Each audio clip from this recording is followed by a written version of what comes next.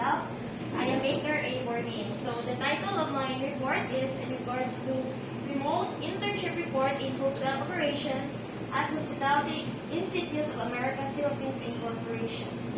So the contents of this report is in regards to the profile of HIA, the training experience on the remote internship program, challenges encountered during the training and measures taken, insight and reflection, and lastly the recommendation. So first, the profile of HIA. So HIA was established in October. You can remove your mask. Thank you. Madam was here. Okay. Okay, okay. The HIA was established in October 2015 as the first international training center along the University-built area. So it is located in 985 Recto Avenue, Sampaloc, Quezon City, 1008 Metro Manila. And HIA is a registered corporation under Securities and Exchange Commission since 2015. And they also offer online programs for universities and companies in the hospitality and tourism sectors. So, this is just a brief overview of the products and services that I have written on my narrative report. So, paper 1, it is regards to the flexible industry practical hotel operations learning path. So, in the left side of my screen is, the right side of my screen is learning path, and the left side of my screen is in regards to the number of courses. So, the first learning path is in regards to the essential public health, COVID-19, in regards to specifically in lodging with 4 courses offered. And second is the front office professional with 6 courses offered, housekeeping professional with 17 courses, information management training with 13 courses, hospitality standards with 14 courses, and lastly the hospitality management. So next slide is the training experience. So before the preparatory of the internship, the students have been given options to choose the training provider. So I chose HIA as my training provider, and I also chose virtual front office training and or hotel operations. So it compromises 600 hours of online mentoring and on-the-job optimization for the degree enrolled. And the student trainee also required to submit a parental consent that emphasizes information contains legal agreements between parents and teachers. And next is all graduating students attended a virtual meeting via Zoom in regards to the several policies and circumstances pertaining to the upcoming internship. And next is the several students have begun to pay the initial payment for the upcoming training through GCash and bank deposits. So during the training, the training provider orient the student trainees about the courses, guidelines, grading system, and deadlines of their virtual internship, and also the opportunities after they finish the needed hours. And the training began on March 21, 2022 and ended on May 25, 2022. And the trainees received a call from the sister travel company of HIA. This is just a optional call. And they invited us to a webinar for opportunities in Canada.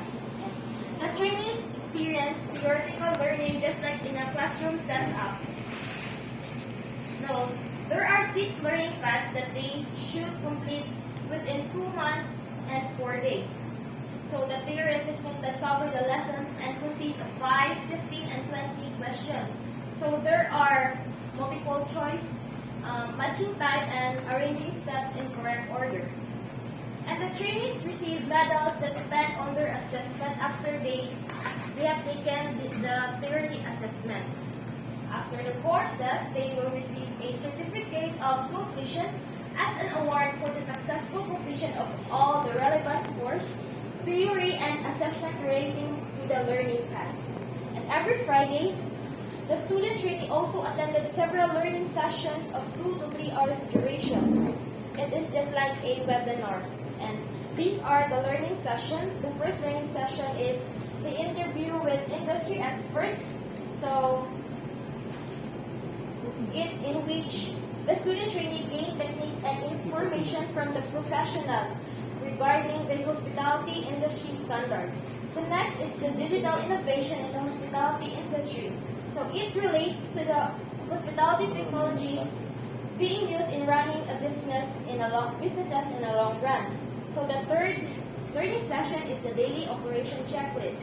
So this learning session is in regards to the functions of the daily operations checklist for the hotel establishment by monitoring of or listing all the progress operation in the different departments. Next is the social media and hospitality reputation management. So it regards the social media reviews, and this will help expand the brand reputation. Next is the updates on agritourism amidst the pandemic and our farmers.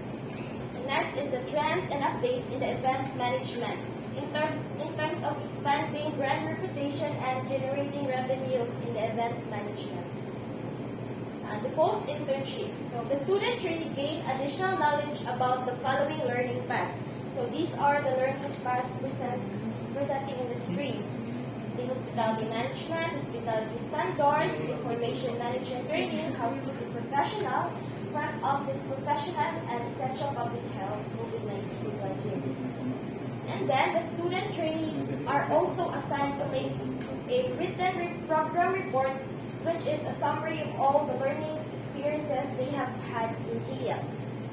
And these are the activities and accomplishments. So the student trainee gained 42 gold medals in theory assessments, 42 silver medals, 73 bronze medals, and 45 master medals. And also, the student training gained six certificate of participation every Friday learning session every Friday.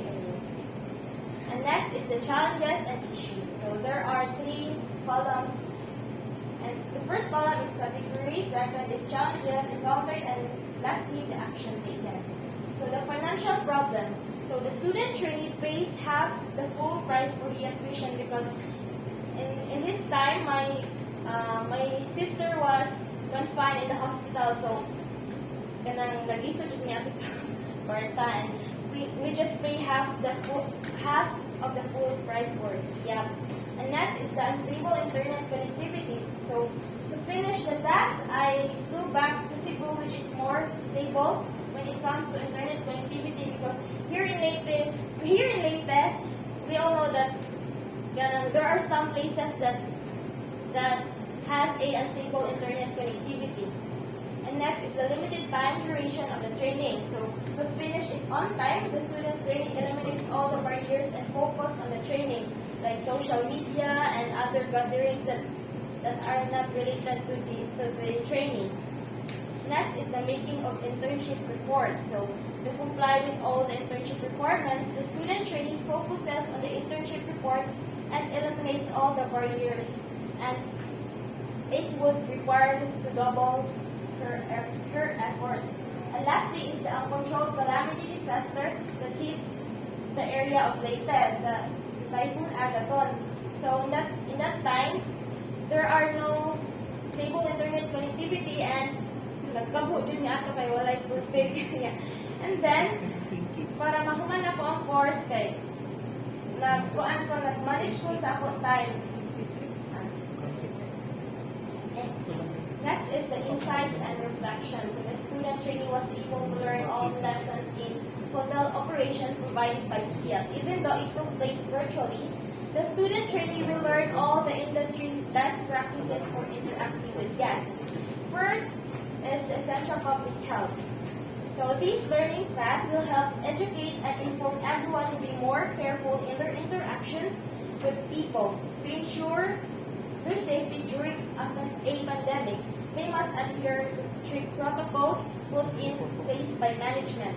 And to eliminate the chance in getting the virus brought by COVID-19, staff should wear a PPE, and students will learn about the virus, how it spreads, and how to clean and disinfect disinfect to protect themselves from it. And the next is the front office professionals. So this learning path helps the hotel businesses run smoothly and eliminates the barriers of communication in the establishment. And then this will also provide first impression and guest satisfaction to the guests in staying inside the establishment. The third learning path is in regards to the housekeeping professionals. And this learning path, this is to ensure that the guests are comfortable in staying inside establishments. This will provide trust to every guest that visits the hotel or premises. And then, the management are concerned regarding the guest health and safety. That's why having a clean environment is a major concern to the management. And next is the hospitality standards. We tackle more about here the Chinese standards, and then I have learned that Chinese have different cultures and beliefs. That's why they emphasize the Chinese guests. And now, and next is the hospitality management. So, in regards to the hospitality management, we should manage the establishment in more effective ways so that we can attract more guests. And lastly is the recommendation. So the student training recommend PSU to continue providing alternative options to conduct the internship, such as following the CHED guidelines in conducting the remote internship. And the student training also recommends that students be given at least one wellness week because it helps the students' mental, physical, and emotional health be balanced due to lots of academic assignments. And next, for the service providers, the student training recommends immediate response to all the students' queries, and some queries are being ignored in a group chat. Lobster Inc. portal is more informative when it comes to videos and theoretical assessment. But the student trainees wanted to have at least one hands-on activity every week so that it will assess their understanding in each course. And their portals are sometimes unresponsive. Immediate actions was encouraged to avoid unproductive output. And the student trainee encourages the training provider to have an exclusive learning session because HIAP learning sessions are for all schools enrolled in the program. And lastly is for the future trainees. To the future trainees, the interns encourage them to have perseverance and focus during their training, and future trainees should not take the training for granted, as this will help them perform to high quality standards in the field of the hospitality industry. That's all from me. Thank you. Congratulations. You're done with your presentation. So, this one. Okay. First, I want to commend you. Congrats you. Nakuha na ang training. Yes. You are done already with the training. So here you are presenting your report, as well as you are asking for approval to have your SRCino with your report.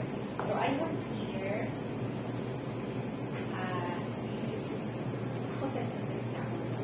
actually, I have specific comments sa inyo, each of your paper, and then it is duly written in the report. So if I miss some of the comments or suggestion, you can just take a look at your paper again. Okay?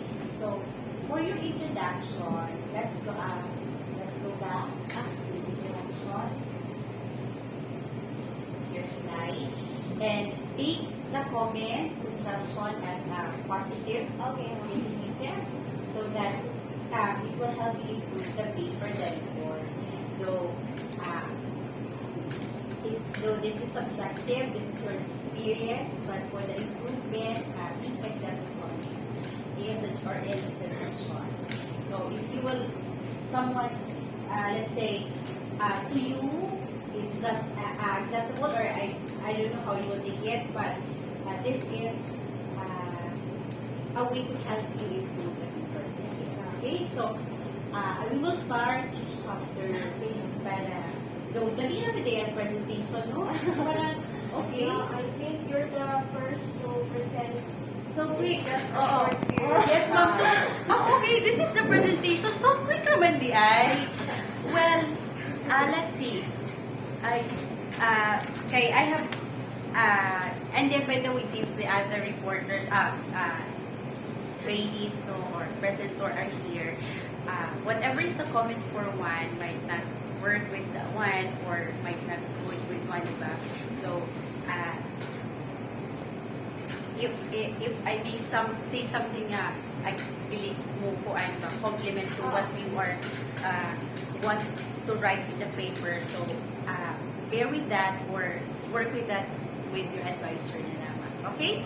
So, here in your introduction, no, siguro there are really quick transition of your paragraph from the content of what is a paragraph 1 to the next one.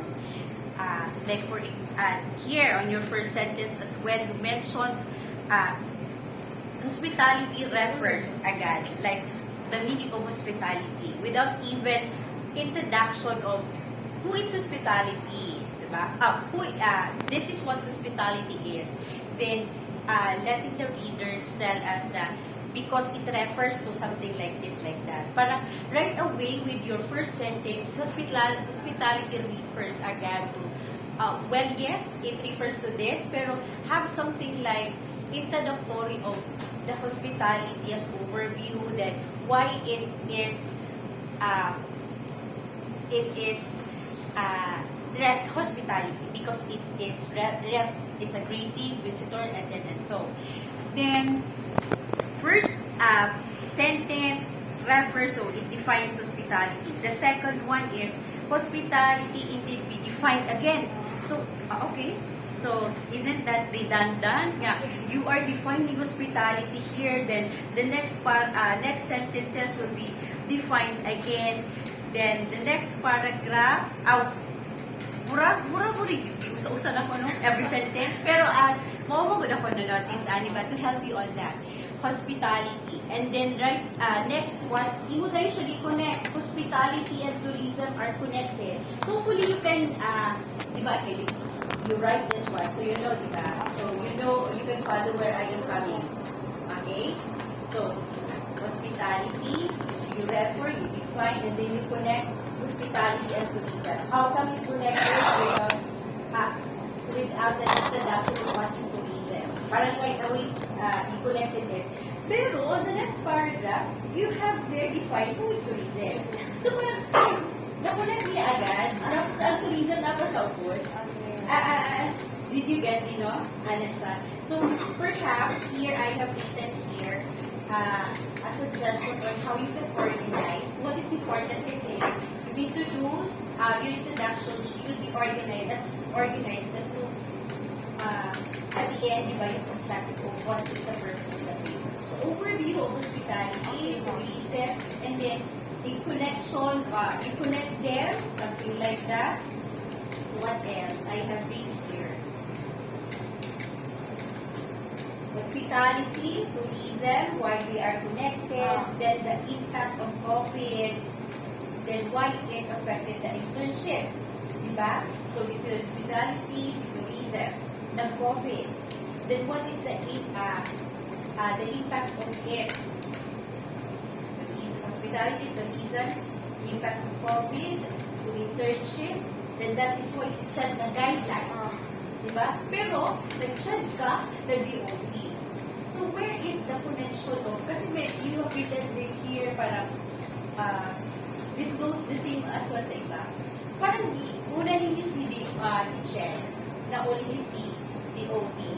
Wherein, ang sunod din mga paragraph, nag-internship na. Where's the connection ni DOT to the next? Parang, diba? Hospitality, the industry, the impact of COVID sa industry.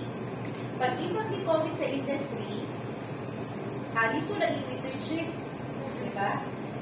Kaya you will have the internship. Diba? Then, the guidelines. Because of COVID, sa internship, si Chen nagka-guidelines wherein BS you have to follow, adapt, implement. Diba? Then, siguro si DOT will come after sa katong nag-impact ng COVID. I mean ba, the industry, nag-COVID, kunya si DOT as a business, ang mga businesses nag-close. So, on the other hand, this all, or likewise, sa education department, na ako'y guidelines regarding on sa COVID. Then, here comes BSU, resort, implement. So now, mo na ni mo as objective of this report. Did you get me or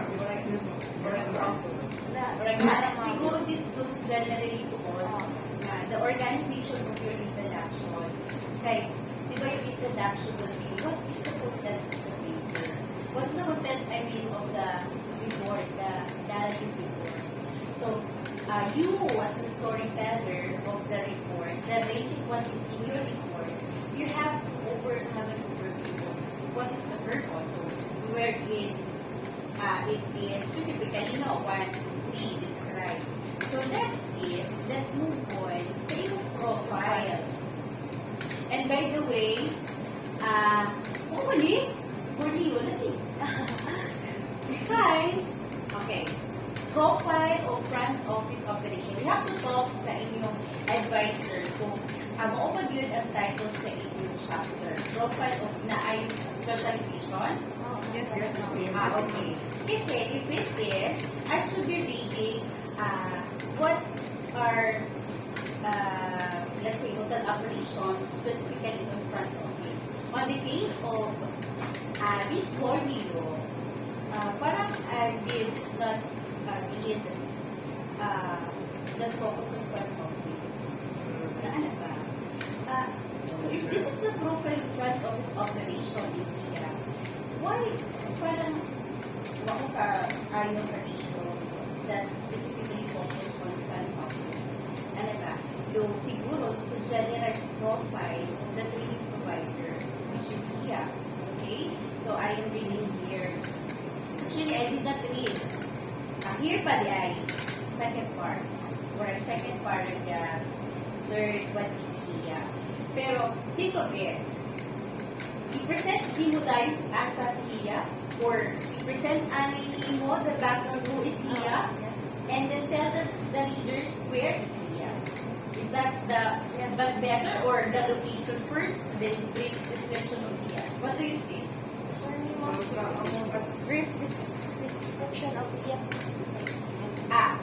You can talk with the advisor what is good. Pero I'm just giving you idea of, for me, of course you have to tell us the readers who is here. Kaya you want to tell the readers the profile of your provider. So, reading your, in the case ni Borneo reading your report, location man daw yung niliya. Kung pagkalig kong kayo ba kung siya, diba? Kung ako as a reader. And then, your figures, if it is accessed online, this is not yours, tama ba? Yes, Okay, so you have to cite it properly. Where did you get the image? Where did you get the photos? Diba? So I added here, I noted here on how you will write in APE style formatting as an individual source. Okay? So all of you, I've written that one para get way to our idea. I know you are very well versed on how to write in APE style. Okay? Diba, atong klase, we have that in APE studies. Under mo So, I think wala to these studies. So, ngayon, karoon ng mga panahon. So, properly cite the image if you access it online. If it is not yours. Pero if it's yours, you have to cite as well in Apple later sa inyong mga appendices. So, moving on to the next. So, May, your table is too long. I mean, when we say table, yes, to organize what to organize what you want to present to your readers. Pero what I know is, when you have a table, mostly these are, you write this because maybe na ay mga complex na mga numerical na mga data. That is what I know, no? And here, yes, naka-duration. Yes. Pero, what I've learned as well is, when you present a table, you should have an introduction, let's say, introduction of this topic, introduction, the table. Then you have to discuss what is in the table. I have discussed that in Yes, you mentioned it. Di ba, you discuss it yet, around na yung pag-present. And then, so wala ko na ko din makita. Though, here, you have as well here. Pero, what we can see in your table is different to what you discuss. So that is why I'm saying that it's too long. It's too long for you to discuss it. Pero ang ibig-ibitan here is too short. So whatever you present in your table, in your figures, actually, this one is a figure. What are the other legends? What are these other legends? Maybe you can highlight the photo or the kung assessee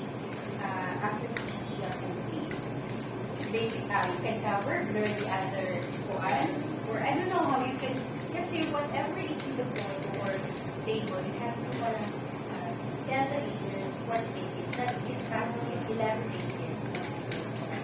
So, I guess I suggest, inuhi appendices.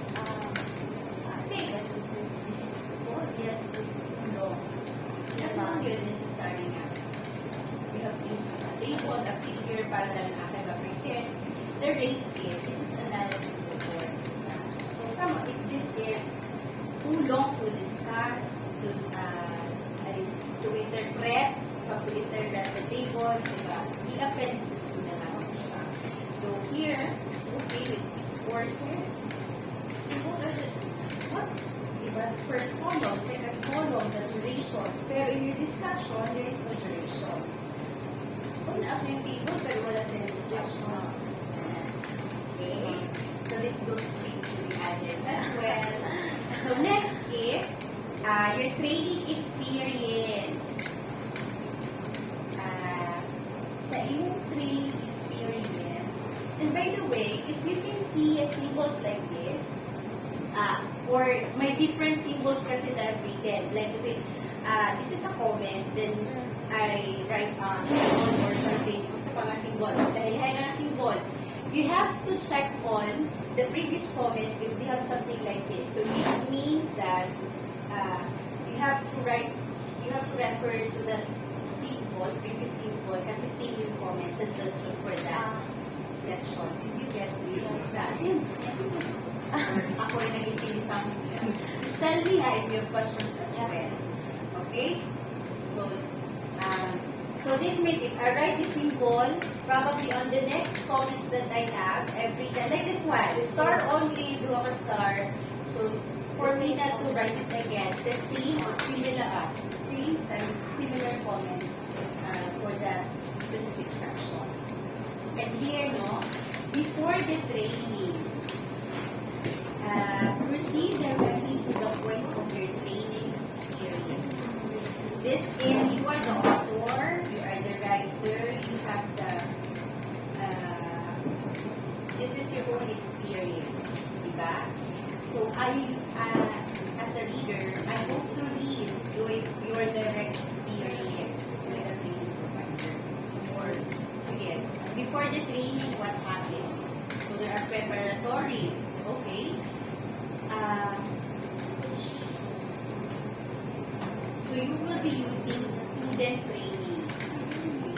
So I will be able to read, actually narin ko na po, pero as a reader, I hope to read that there is a consistency of what you use. Kasi I read trainees, where people, they, ano ba, parang, there are question marks here. And then I circled, who they? Ano ba, parang, is that you or all of you? Kanang anak. So you have to be consistent. Kailangan mo yung gamay na gud na siya, na S, o Pero it is different to you as a trainee and for the rest of the trainees. So, naano din ang mga circle wherein you have to check naging consistent ba. Then, following the updates, the team sent an invoice. This one, let me check on your appendix C. Okay, I think there is somebody of you. Okay, nag-include an account number. I will not mention who. Pero in your appendices, one of the appendix, nag-include the attachment photo of where in the account number and account name. So you have to ask if it follows the Privacy Act, pwede ba na-divulge? So you have to think of that one. And then, your first paragraph, that you have mentioned about invoice. Then the next paragraph, you mention again the invoice. So, can you make that gusto na paragraph ng mga invoices, please? Okay? Then, what is this part? Okay. Okay, ha? Then, what is two star? Let me go down. Ako is mag-ihaan. I have to check on nga ako two star. Wala ang aras na assistant. Na siya similar. Siguro sa pag-break na niyan, pag-break na. We have a similar paragraph to the last paragraph that we have in this section.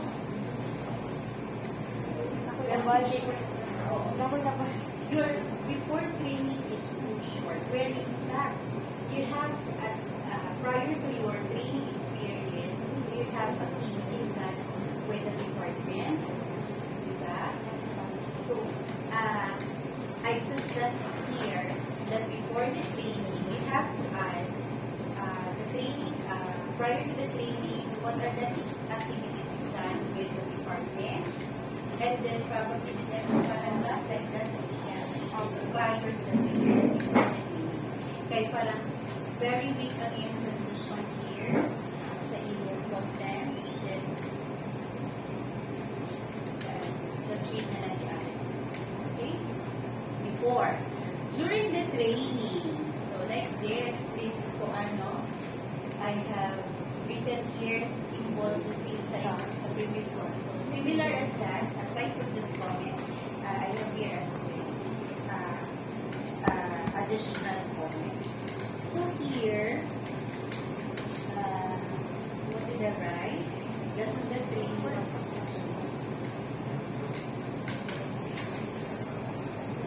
if this is your training experience, I should not be reading here.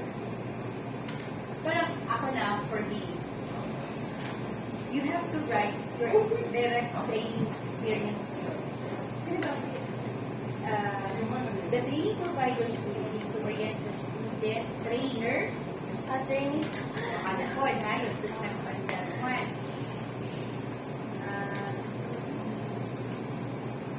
Here. The consistency talaga of the trainees or student training. Pero, this is your own training experience. So, I hope to read that you have to own it. I mean, you as a student training, do not refer the experience to others. But, small, you are your student training ka here. You're the student training, so you need to be others. This is your experience. Okay? Then, but the student was able to finish the course on May 22. Hanging, there are hanging as well sentences, construction of sentences, like this one. The training began on March 21, ended on May 25. Then the student trainee finished on 22. So, then, what's next? Murag hanging siya na basta weak ang transition. Like, maybe you can add mga transitional phrase. I mean, to transition one sentence to next, something like that. There is a connection na okay, murag finish ka on May 22. Na-finish mo siya sa May 22. Murag wala additional information to tell the readers na me as a student training, during the training, this is what happened and happened, so and so. Murag hanging, buwag siya. So, murag ano ba sa readers. So, parang do not live or do not give the readers confusion on why you state that one. Okay? Then, during the training, the first paragraph is too long. You see, 2 pages. I mean, during one paragraph, that is one paragraph only. So if you can break it, like I added one here, mga like this. So this means that we have you may consider to start next paragraph na. Okay? Tapos what else? Maybe you can reorganize again the sequence of the presentation of your jury or writing your jury the training. There is a suggestion. Okay? Okay, parang naikuan diri, Naglaila. o nasa next paragraph, so this is Anasa, you're talking about it again. So, reorganize it. Like, during the training, introduction, orientation, then about the program, the learning paths, how it was delivered, what was the assessment, then what are the rewards, then what are your learning outcomes. Para ano ba, diba? To the organization of how you will present your training experience during what was the programs, right? How it was delivered, what are the assessments, diba? Ito lang Then, so na yung mga specific comments that you can check here, just tell me lang kung hindi na lang siguro na ako dito sa mga paper. Sobra siya, I've spent all day for you reports. Diba? So, hopefully this will help. Okay? So, siguro, like, throughout the virtual internship, specifically with the TIA trainers, they experience. This is your training experience. So, who are these they? Isa nga they, diba? So, there are 6 learning paths, as they call 6 learning paths in training. And by the way, what is the difference sa imong table 1 sa imong appendix E? What is your table 1?